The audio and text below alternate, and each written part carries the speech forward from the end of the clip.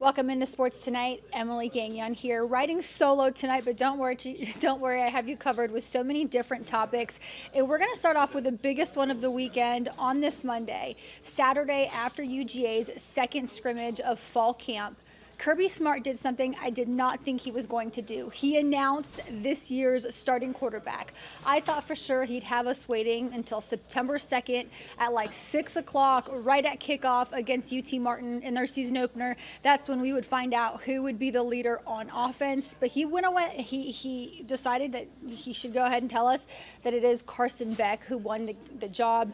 And this should come as no shock to anyone. It surprised me that Kirby announced it so early, but it didn't shock me to hear that it was Carson Beck who won the job out of the three quarterbacks. First and foremost, he is the redshirt junior, the oldest on the team as far as quarterbacks are concerned.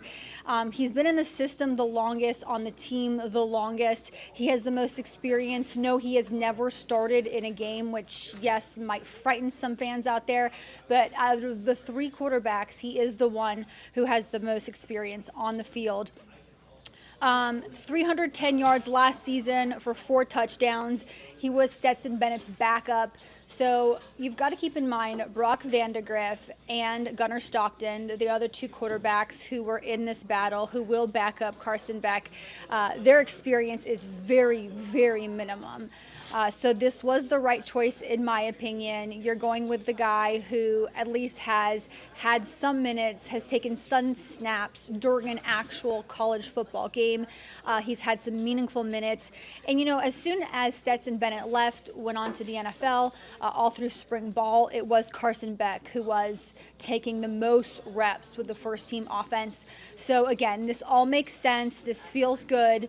I think for Carson Beck, this is great because he absolutely did earn the job. I say that because he decided not to transfer out of UGA when it was looking, you know, like he wasn't going to play for a while.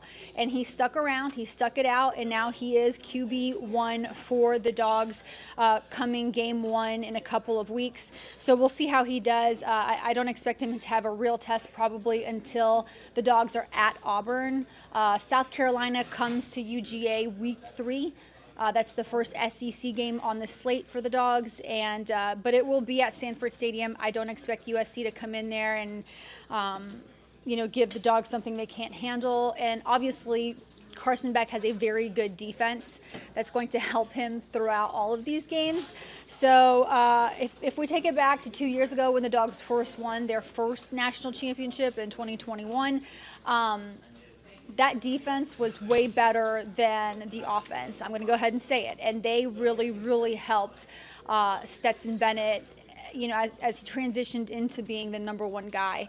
And that defense was like number one in the country in so many categories. So I expect UGA's defense to be just as good this year. They've been able to maintain what Kirby Smart always says is, a certain level of excellence. He certainly won't let the defense, I want to say be bad, because he is a defensive-minded coach, and he's the one who goes in there and makes sure that they do exactly what's needed to win games. So for me, I'll say it again, Carson Beck was the right pick. Bobo is the new offensive coordinator. Todd Monken no longer there. But I still think that shouldn't change much. I think the offense will still look very similar to what it did the last 2 seasons. So Carson Beck knows exactly what to do. He knows what he's doing. And if the Dogs need to adjust, they'll adjust. You got Brock Vandegrift. You got Gunnar Stockton. Sure, they're younger. They don't have many minutes of experience, but at some point their numbers might get called. We have been told that the difference between Carson Beck, the QB1, and QB2, Brock Vandegrift, is the fact that Beck is very good in the pocket. He can throw the ball very well, versus Vandegrift, who is very mobile. He can take off. He's more of a Stetson Bennett-like player.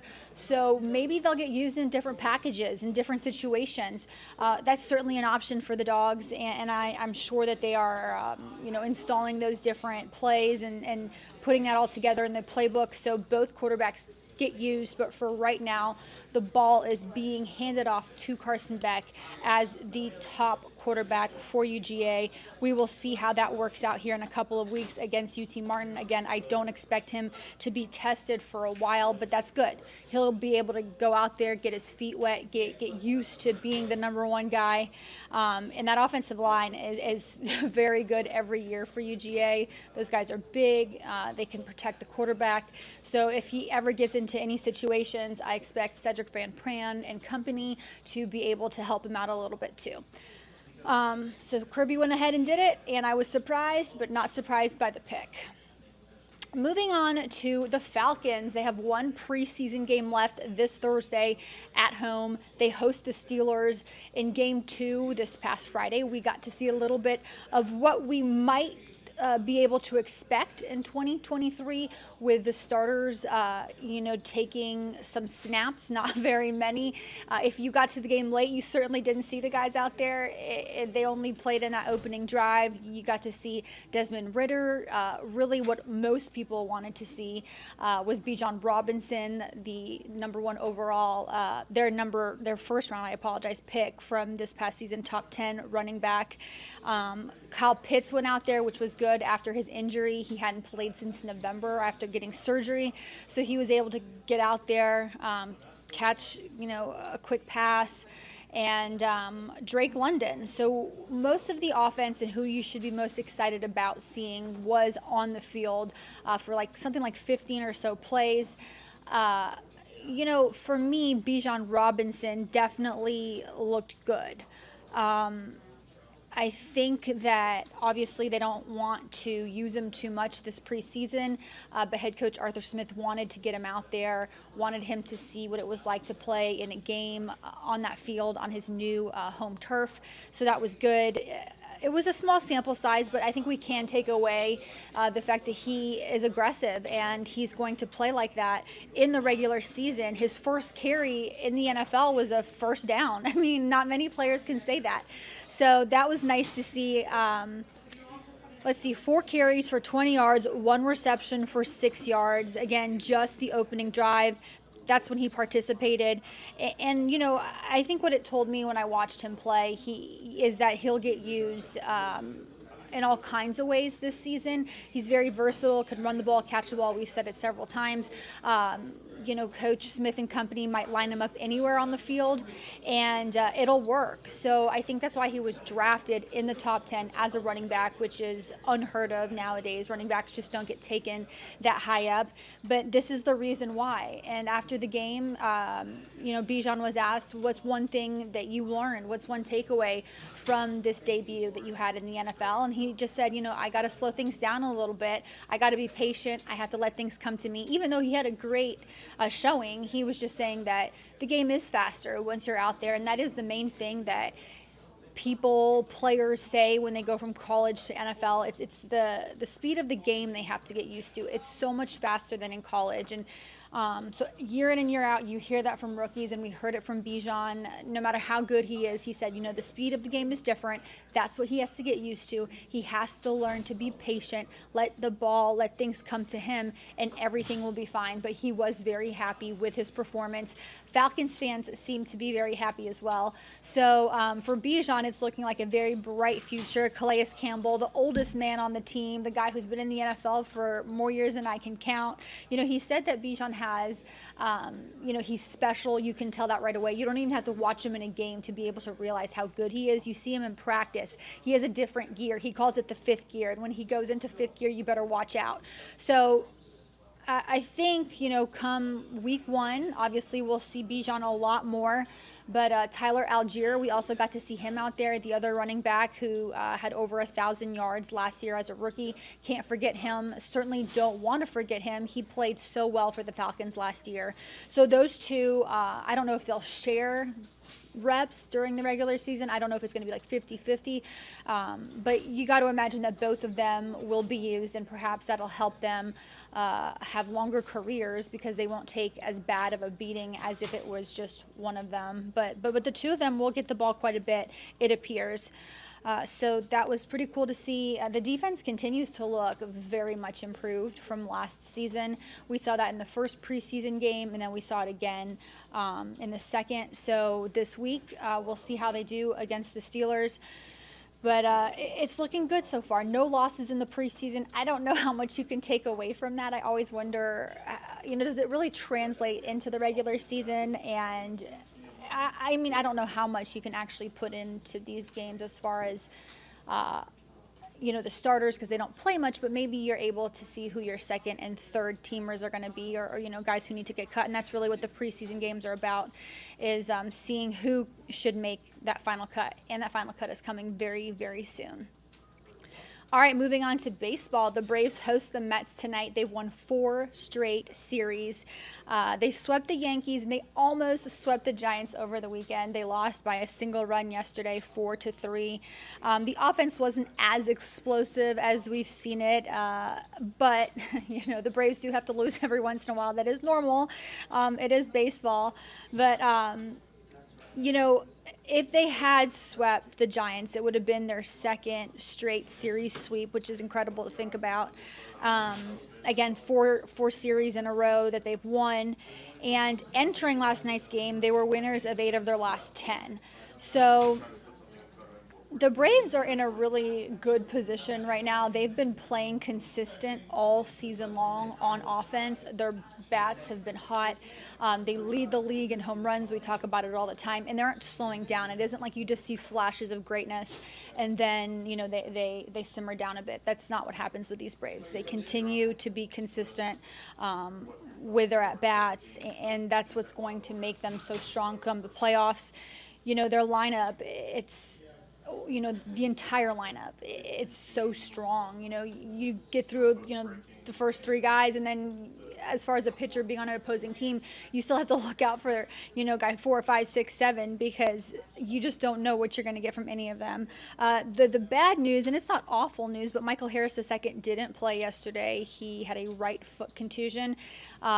He's not on IL or anything, but for right now, he didn't play yesterday. And then Ozzie Albies, hamstring strain, he's on the 10-day IL. So we'll see, in 10 days, but how that looks for him. But he, from what we've been told, has been out on the field, moving around and stuff. So it's not looking like the worst kind of injury.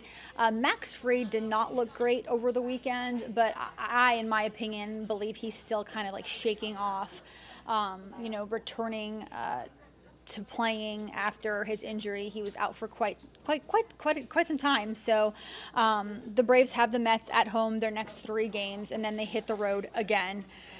But for right now, it just appears that no team can slow them down. Your mind keeps thinking, or at least mine does, like, who in the playoffs might really challenge them or make them uncomfortable, put them in a weird spot. And right now, I just don't know that many teams could. You look, the Dodgers might be able to compete, and that would be a heck of a series because of Freddie Freeman. It will forever, as long as Freddie Freeman is with the Dodgers, it will forever be one of those series, Freddie against his former team, and all that. But for right now, it's looking like the Braves are, unstoppable. And I'm gonna stick to my sentence when I say that. They really do look unstoppable. Atlanta United back at it after a while.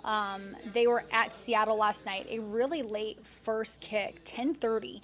So I don't know, maybe some of you might have already been sleeping, but they did beat the Sounders 2-0. They absolutely needed that win. Entering that match, there were 10 left in the regular season. Right now, the Braves are making a massive push, to make it into the playoffs, to make it to the postseason. Something that when they first, became a club, they were able to do year in and year out. But as of late, they've struggled to do that. Yorgos Giakoumakis, guys, we cannot talk about Atlanta United without talking about him. He has 12 goals this season. The leader in all of MLS has 13, so he's 1 goal away from that golden boot, who, here in Atlanta, we've seen Joseph Martinez get that award for the most goals scored in a single season. So wouldn't that be something if Yorgos Giacomakis, Gigi, would be able to do that in his first season with the club? But he has made the transition beautifully. He's played so well for Atlanta United, and it's showing. Again, like almost leading the league in goals. He has been brilliant for the team, for the club. Gonzalo Pineda, he used to coach the Sounders in Seattle, so it was a homecoming for him, and he was able to get it done with his new team. I'm sure that felt really good for him. But now, this is what they wanted to do after that break. They wanted to come out, make a huge push. That's exactly what they did. 9 matches left, and every single one of them counts to get into the playoffs. So we'll be watching them along the way. But I think as long as Gigi continues to play the way he does, and he also plays some really good defensive soccer. He really can play on the defensive side of that ball. As long as he continues to play that way, I think Atlanta United has a good chance. Again, just like they did with Martinez, one player can make a huge, huge difference in soccer. I think you see that in Miami with Messi. So if Gigi continues to play the way he has, I believe Atlanta United has a chance. But we will see how that works out here over the next 9 matches in the regular season.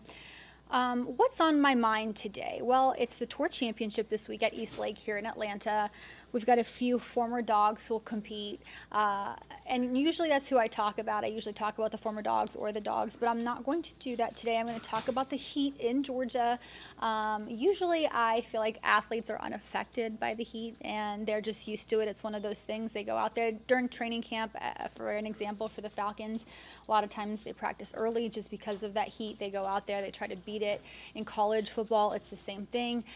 If you talk to head coach Kirby Smart and you ask him about heat, he likes to get his players out in the heat because he thinks it helps them condition their bodies. Of course, he wants them to do it safely, but he believes that is an advantage for the Dogs. A lot of coaches believe the heat is an advantage because if you can play in the heat or practice in the heat, be out there doing any kind of movement in the heat, then everything will come easier in the fall, again, safely. But for golfers coming here this week on Thursday, Friday, rounds 1 and 2, it's supposed to be around 100 degrees, so we will see how they, are able to handle the heat later in the week, but it's going to be brutal out there at East Lake. But I think they'll, obviously they'll still be out there playing in the elements, but it will definitely add, a little. We'll see how they can play in that heat. It'll add a challenge for all of the golfers to be able to withstand the elements throughout the week. But I look forward to, rounds 1 through 4. It's always a really fun tournament, and we'll be out there all week covering it. So it won't be just the athletes putting up with the heat, it will also be us. So I will let you know how bad it really is out there. But plenty of liquids and they're athletes at the end of the day, so they've put up with this. But it is going to be very, very warm. I've been here for 7 years. I can't remember the last time we talked about East Lake being 100 degrees during any tour championship. So we'll see how that works out, but hopefully everybody will be safe. But it will add an element to how they play. We will see how they're able to, and a lot of these golfers play, in rain and stuff like that. But the heat is definitely a different beast, and we'll see how they do. That does it for me on August 21st, Monday. You guys have a great week. We'll talk to you later this week. But for right now, sports in Georgia looking really, really good. College football kicking off so soon. Georgia Tech will kick it off for us on Friday, September 1st from Mercedes-Benz Stadium against Louisville. So we only have a couple weeks to go, and we'll be talking about college football for real, for real. It'll be really exciting. Thanks, guys. Have a good night.